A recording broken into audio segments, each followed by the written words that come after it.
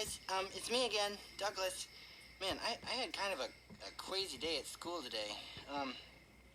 Well, we've been talking in Sunday school a lot about, love your neighbor, because, God gave us those two rules. Jesus said the two most important things are, the first one is to love the Lord your God with all your heart, soul, mind, and strength.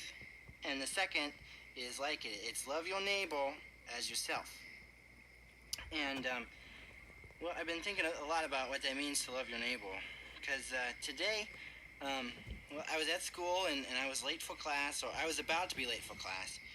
And so I'm wanting to get there on time, and I can see this kid down the hall, and he's in my class too, and he's even later than I am, and he's way down the hall, and he's got all these books with him, and I see that he dropped his books all over the floor, and they just they went everywhere.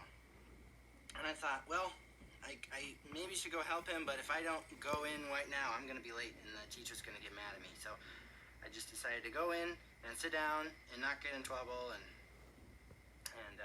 that kid, a couple minutes later, sure enough, he came in, and he was late, and the teacher, she gets kind of grouchy about being tardy, so she kind of yelled at him, and she made him sit in the corner for the class, and yeah, she was just not happy, and he got in a little bit of trouble, and it's not like I hate that kid. I didn't want anything bad to happen to that kid, but I just didn't want to get involved. I didn't want to get in trouble myself, so I just kind of let him go.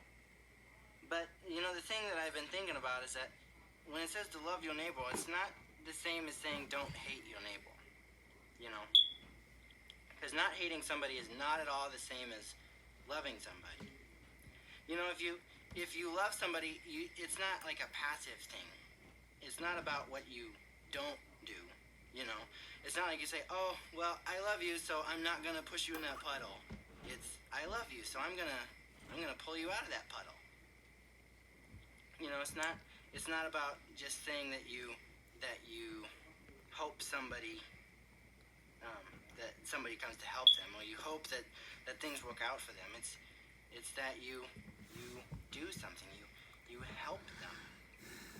And there are a lot of people that it seems to me like they think that the most important thing to do as a Christian is to not do bad things. And don't get me wrong, there are things that God says, do not do this.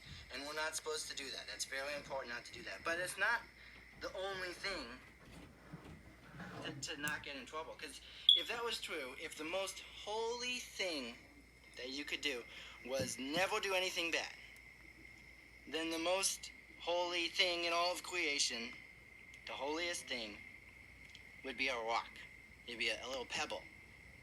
Because, they just sit there on the ground and they do nothing all day. They sit there and they collect dirt and they do nothing at all. They just sit there like a rock. But that's obviously not the most important thing, is to do nothing bad, because that's not what Jesus tells us to do. There are things that Jesus says, don't do this. He says, don't do that. But there are lots of things that he tells us to do. He tells us to love our neighbor. And, if you were like drowning in a pool, and wouldn't you want someone to throw you a floaty? And if you were hungry, wouldn't you want someone to give you a sandwich? You wouldn't just want somebody to be like, look at that kid, he's drowning. Hope somebody helps him. You want them to go get you. Or if you were starving, you wouldn't want somebody to be like, well, I hope you find a sandwich. Bye. You want them to give you a sandwich. But, there are people who are starving. There are people who are in need. And they need someone to help them. Lots of people. Really, everybody needs help sometimes. But you know what the most important need is? More than food or friendship or even oxygen to breathe. The most important thing is God. We need God.